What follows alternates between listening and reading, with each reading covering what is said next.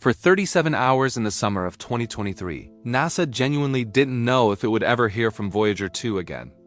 Not because of anything artificial reaching out from the dark. Because of a routine command, one wrong character, and an antenna pointed just 2 degrees off target 12 billion miles from Earth. Voyager 2 launched on August 20, 1977. Nearly 5 decades later, it remains one of only 2 human-made objects ever to physically cross into interstellar space. Alongside its twin, Voyager 1, it's the only spacecraft in history to have flown past all 4 outer planets: Jupiter, Saturn, Uranus, and Neptune. Today, it sits more than 12 billion miles from Earth, moving through a region of space nothing else humanity has built currently occupies. And staying in contact with it depends entirely on a network of enormous radio dishes scattered across the globe called the Deep Space Network. Here's the critical detail that makes Voyager 2 uniquely vulnerable compared to its twin. Because of the specific direction Voyager 2 traveled after its planetary flybys, it moved out of the solar system on a southward trajectory, meaning only ground stations in the southern hemisphere can currently see it clearly enough to send it commands. For years, that meant a single antenna carried an outsized responsibility for the entire Voyager 2 mission. Deep Space Station 43, a massive 230-foot dish located in Canberra, Australia. It was, for a long stretch of time, the only antenna on the entire planet capable of transmitting commands to Voyager 2 at all. In 2020, NASA took that critical antenna offline entirely, for roughly 11 months, to complete essential upgrades and maintenance work. During that period, NASA could still receive Voyager 2's incoming signals through smaller antennas, but couldn't send any new commands to the spacecraft at all. That meant if anything had gone seriously wrong with Voyager 2 during those 11 months, NASA would have had no way to intervene. The spacecraft was, quite literally, flying on its own, completely uncommandable, for nearly a year. Thankfully, nothing did go wrong, and DSS-43 came back online in February 2021, restoring full two-way communication. But the real scare came 2 years later, in the summer of 2023. On July 21, 2023, NASA's Voyager team sent a routine series of commands to Voyager 2, part of standard planned maneuvers to adjust the spacecraft's orientation. One of those commands contained an error, and it caused Voyager 2's antenna to tilt just 2 degrees away from its precise alignment with Earth. 2 degrees might sound tiny. At a distance of 12 billion miles, it was catastrophic. That small an angle was enough to break the spacecraft's ability to receive commands from Earth, and severely weaken the signal reaching Earth from Voyager 2 in return. For weeks, engineers weren't certain whether they'd be able to restore contact at all.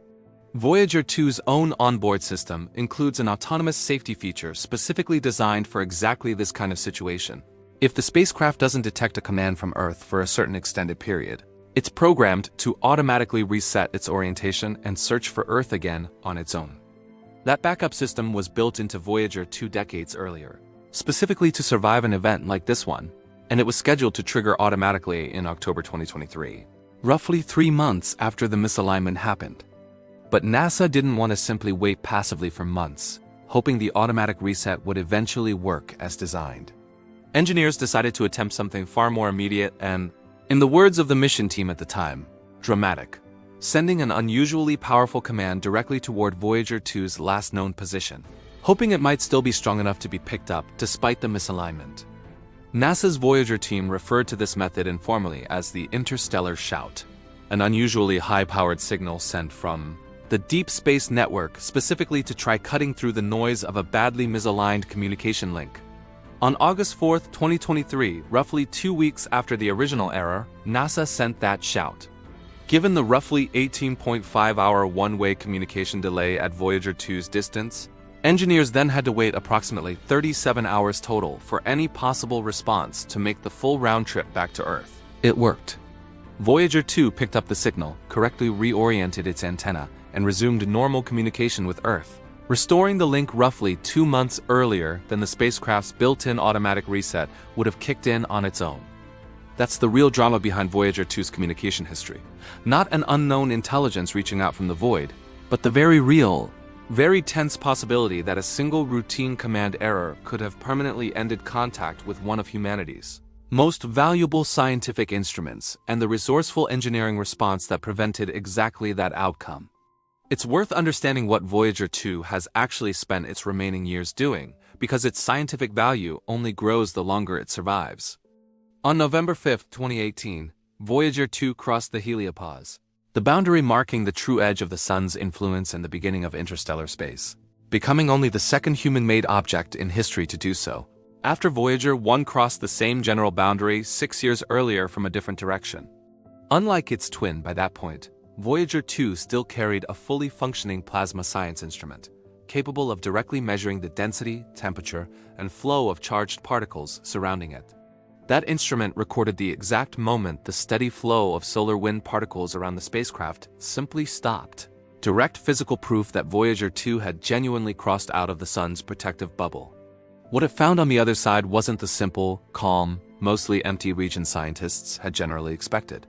Instead, Voyager 2's data revealed a boundary that behaves less like a clean, fixed wall and more like an active leaking membrane, with particles escaping outward from inside the heliosphere, even as interstellar particles pushed inward from outside it at the same time. Voyager 2's data also helped researchers realize something genuinely surprising in 2024, when a team led by JPL scientist Jamie Yasinski went back through the spacecraft's decades-old 1986 Uranus flyby data. They discovered that Voyager 2 likely encountered Uranus during an unusually rare, intense solar wind compression event, one that occurs less than 5% of the time, potentially distorting nearly 40 years of assumptions built around what scientists thought was Uranus's normal magnetic environment. That's a genuine, remarkable example of Voyager 2 continuing to reshape science using data collected decades earlier, long after the original flyby itself was complete.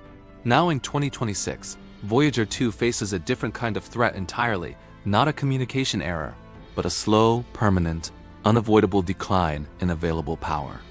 Both Voyager spacecraft run on radioisotope thermoelectric generators, converting heat from the steady radioactive decay of plutonium into electricity.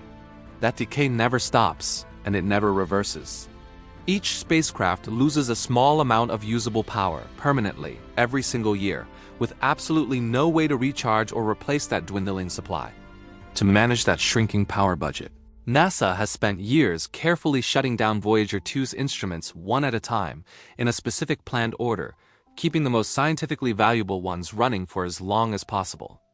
In 2024, engineers made the difficult decision to power down the plasma science instrument specifically, the very instrument that had provided the direct measurements confirming Voyager 2's historic 2018 Heliopause crossing, simply to conserve the spacecraft's remaining power for other systems.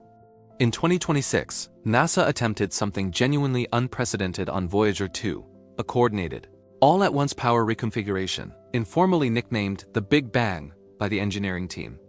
The plan involves swapping several power-hungry systems simultaneously for lower-power alternatives in a single tightly coordinated operation, rather than adjusting things gradually, one careful step at a time. The reasoning behind doing it all at once, rather than incrementally, comes down to risk.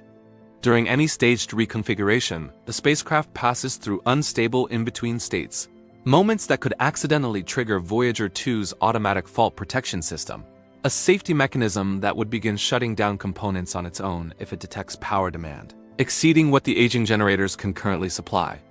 Every command involved in this procedure takes over 16 hours just to reach the spacecraft, with another 16 hours needed for any confirmation to travel back. There's no room for quick trial and error, and there's no backup Voyager 2 waiting anywhere to try again if something goes wrong. If the procedure succeeds, it could meaningfully extend how long Voyager 2's remaining instruments stay operational. If it doesn't, the mission simply continues managing an even tighter power budget than before, likely accelerating the timeline toward the spacecraft's eventual final transmission. So what does Voyager 2's actual final transmission look like when it eventually happens? It won't be sudden or dramatic. Engineers expect the process to unfold gradually, much like everything else about this mission's long, slow decline. Instruments will continue being shut down individually as power keeps dropping, year after year, exactly as it has for decades already. Eventually, even the spacecraft's basic transmitter and onboard computer will likely lose the power needed to keep functioning at all, and Voyager 2's signal will simply fade below whatever threshold the Deep Space Network is capable of detecting. Mission engineers have expressed hope that at least one instrument on each Voyager spacecraft might remain operational into the early 2030s. But they're equally clear that an unexpected problem, a critical component failure, or another communication mishap like 2023's misalignment. But without the extra reserves of time, the automatic reset system provided that time could shorten that timeline considerably. When that final signal does eventually arrive, it won't come as any kind of message or warning. It will simply be the last faint transmission from a machine that's been speaking to Earth for nearly 50 years, growing gradually quieter every single year as its power supply keeps declining, exactly as the laws of radioactive decay always guaranteed it eventually would. Attached to the outside of that same spacecraft, the entire time has been the golden record. Photographs, natural sounds, music from across human cultures, and greetings recorded in 55 different languages, curated decades ago by Carl Sagan and his team. It was never built to power anything, and it isn't part of any active system. It's simply riding along, a deliberate message meant for no audience alive today, drifting through interstellar space long after Voyager 2's own instruments eventually fall silent. That's the real, complete story behind Voyager 2's eventual final transmission. Not an alien contact event, and not a coded warning hidden inside its data. Just an aging, genuinely remarkable machine, still speaking to Earth against every reasonable expectation set back in 1977, fighting a slow, permanent, entirely natural decline in power that engineers have spent decades carefully managing, one difficult decision at a time. But there is something important about that ending that is easy to miss. Voyager 2's final transmission will not really be the end of its journey. It will only be the end of our ability to hear it. The spacecraft itself will continue moving. Nothing will suddenly stop it in space.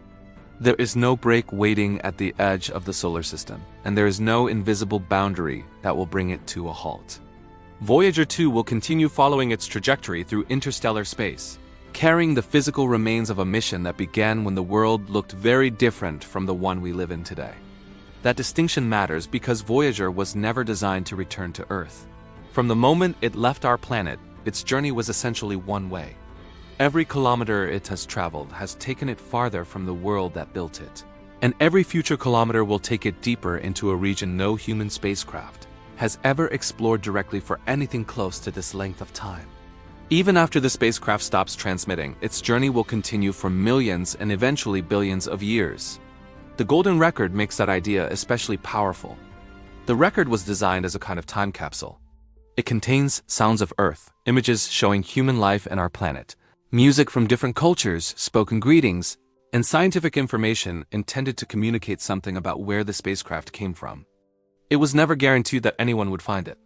In fact, the probability that an intelligent civilization will ever intercept Voyager 2 is extraordinarily small. Space is simply too enormous.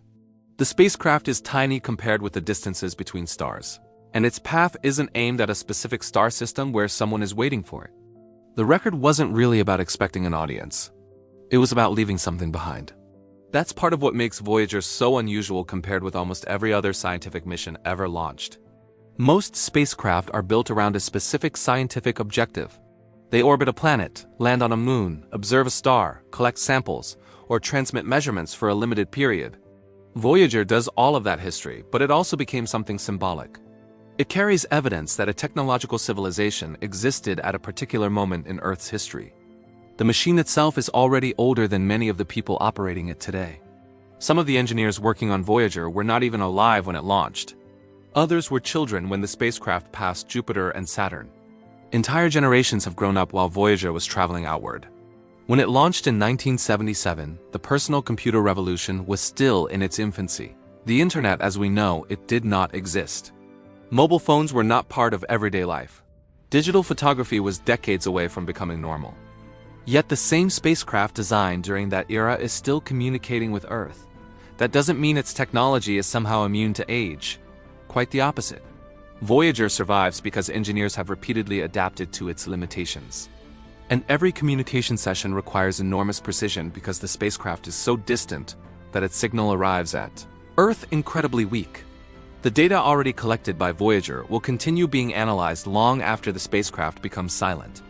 Scientists will revisit old measurements with better computer models. New missions will provide additional observations from other parts of the solar system. Future spacecraft may eventually travel much farther outward with more advanced instruments. When that happens, Voyager's measurements will become a historical baseline. Researchers will be able to compare what a new generation of spacecraft finds with what Voyager observed decades earlier. That is another reason the mission's ending should not be viewed simply as a failure or loss. It is a transition.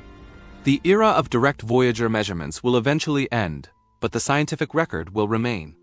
And the physical spacecraft will remain too.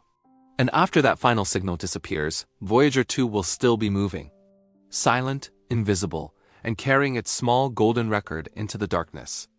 Humanity will eventually lose the ability to communicate with it. But we won't lose what it taught us.